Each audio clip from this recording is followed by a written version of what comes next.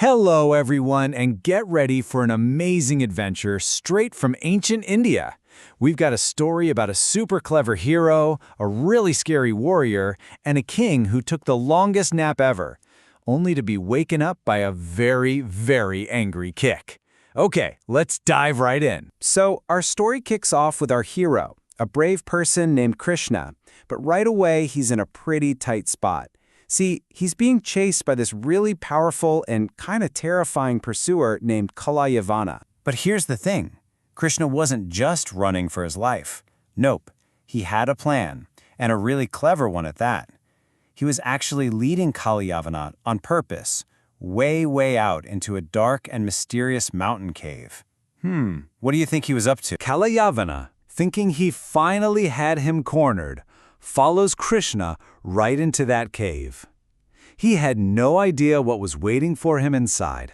Something completely unexpected was about to happen. So it's super dark in there, right?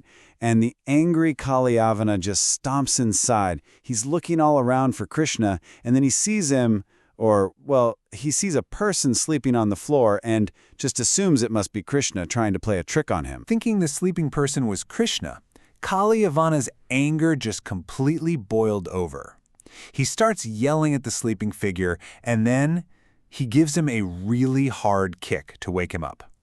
And this, oh boy, this turned out to be a massive mistake. You see, the person on the floor wasn't Krishna at all.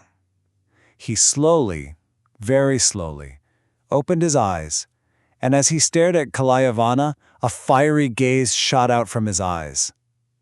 And in one big flash of light, poof, the big bad villain was turned into nothing but a pile of ashes. Just gone. Whoa. Okay, hold on. Who was this mysterious person? You know, the one with the stare so powerful it could literally turn someone to ash? And what was he even doing sleeping in a cave in the first place? Well, his name was Musakunda. And he wasn't just some random guy taking a nap. He was a great, super brave king from a long time ago. In the ancient language of Sanskrit, a king is called a Rajan. That's a fun word. Let's try it together. Rajan.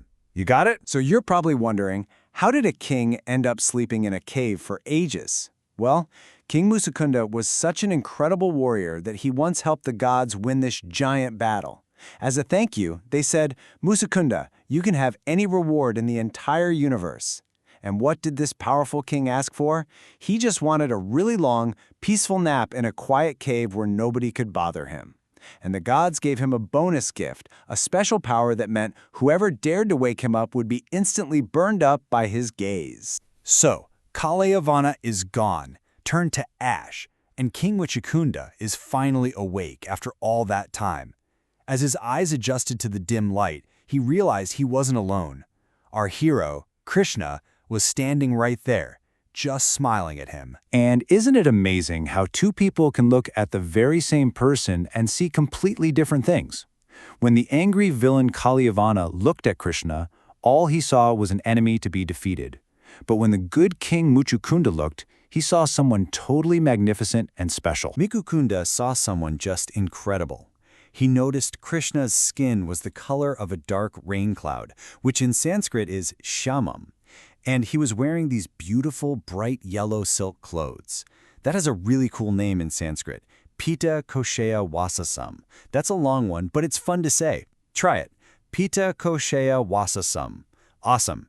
The king just knew, right away, that he was in the presence of someone truly amazing. Krishna was so happy that the good king had accidentally helped him get rid of Kalayavana.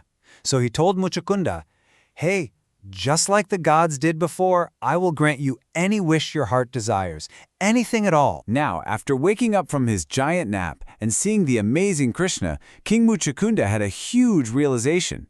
He didn't want his old kingdom back. He didn't care about gold or jewels. He understood that real happiness doesn't come from owning stuff.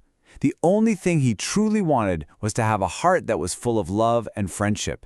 In Sanskrit, this amazing feeling is called bhakti. It means love and devotion. And so, this is the really important part. Musakunda looked right at Krishna and said that. I mean, think about it.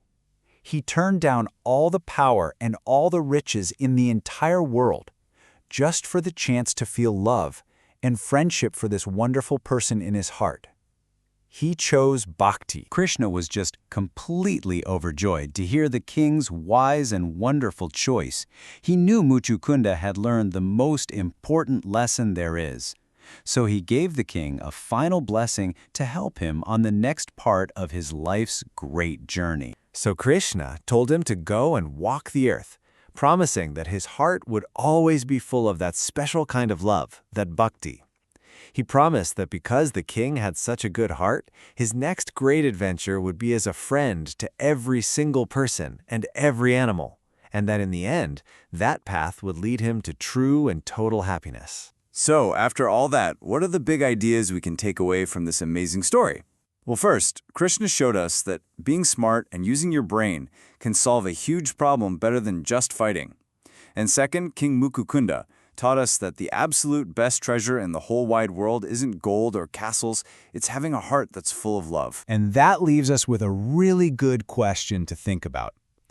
After hearing the story of Krishna's brilliant plan and King Muchukunda's big choice, what do you think truly holds the most power in the world?